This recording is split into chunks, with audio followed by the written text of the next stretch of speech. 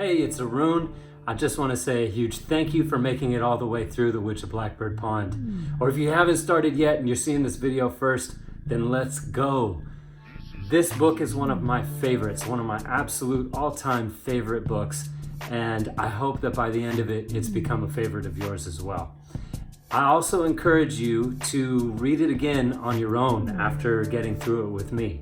Hopefully, I'm able to help you with a little bit of comprehension, some understanding of like how the dialogue is said, things like that.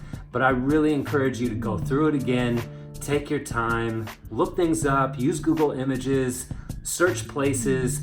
For example, when I was reading this the first time, I had to look up what carding was. I had no idea what that was. There's a YouTube video on it, and after watching it, it gave me a whole new appreciation for what Kit was feeling when Mercy taught her how to do that task. So, please, I encourage you to read this book again. Every time you do, you'll pick up on new details that will bring this book to life that much more for you. I really love this book from a deep place in my heart. This book was recommended to me by Rick, who's my teaching colleague and who's in some of the older math videos that we have up on this channel. And we both read this book to our fifth graders every single year, and it coincides so perfectly with our history curriculum.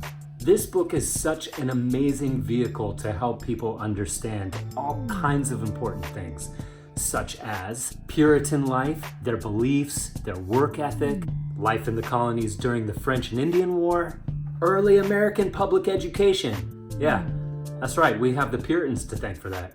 Historical maritime culture, and in a big way, of course, the Salem witch trials, which took place in Massachusetts from February 1692 to May 1693. And this book brings to life a very key element of our country's judicial system.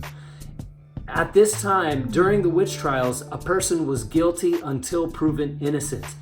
We found through this experience in our timeline that this could not be a tenable system through which to try the accused. And instead, we now have a judicial system that is based on the premise that a person is innocent until proven guilty. Now, are we still working on that system? Yeah, more than 320 years later, and our country's judicial system is still a work in progress. But regardless, the men, the women, the kids, the dogs who were accused of witchcraft during the Salem witch trials probably would have appreciated not being assumed guilty first. So let's talk about themes. There are so many themes. This book is rich with themes.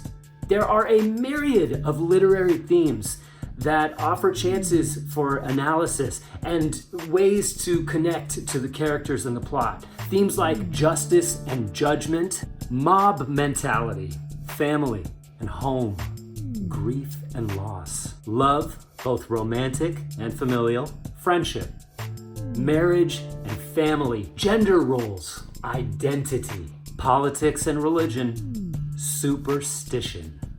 And I would say that one of the most important themes in this book is the theme of the other.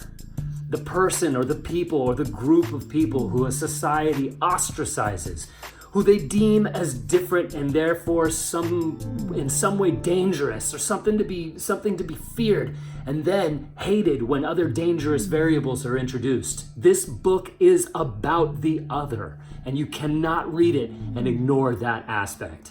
The Salem witch trials were exactly about this idea. People who were from a different religion, people who were old, people who were poor, they were the ones who were shunned and ascribed these negative connotations by the rest of their communities.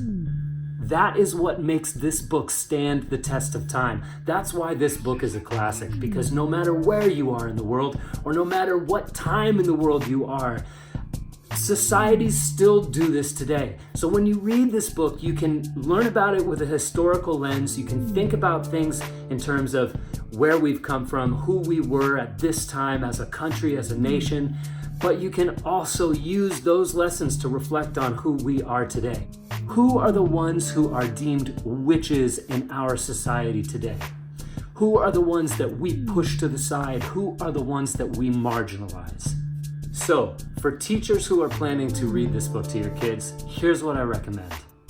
I recommend that you watch my video of me reading the chapter the night before you're going to read it with your students. I always like to sit down on the rug with my fifth graders. I have them huddle around. They sit real close. Each person has a book. We're all reading together. And some familiarity with the book will help you know when to have them read a little bit to you, or to switch off kids reading, or reading small groups, or all together, or what. And which parts really would lend better to you plowing through, because there are some moments where you cannot interrupt the flow of the plot. There are some very key, subtle points here and there peppered throughout where that might kind of damage their understanding. So some familiarity with the text before you read is a great idea. So that's my little recommendation to you. This is not an easy book, but it is so worth it. I've lost count of how many times I've read it, but every single time I do, there's some new detail, there's some new aspect of it that I didn't connect with the first time. And I guarantee you that if you read it, it will pay off in spades. So thank you so much for reading this book with me. Thank you for watching this video. If you haven't started yet, let's go. Let's get started right now. This is a fantastic novel. Now, if you have book recommendations that you would like to give to me, if you have suggestions of books that you think I would appreciate reading with my fifth graders, then please drop a comment below and let me know what they are. Thank you guys so much. Enjoy.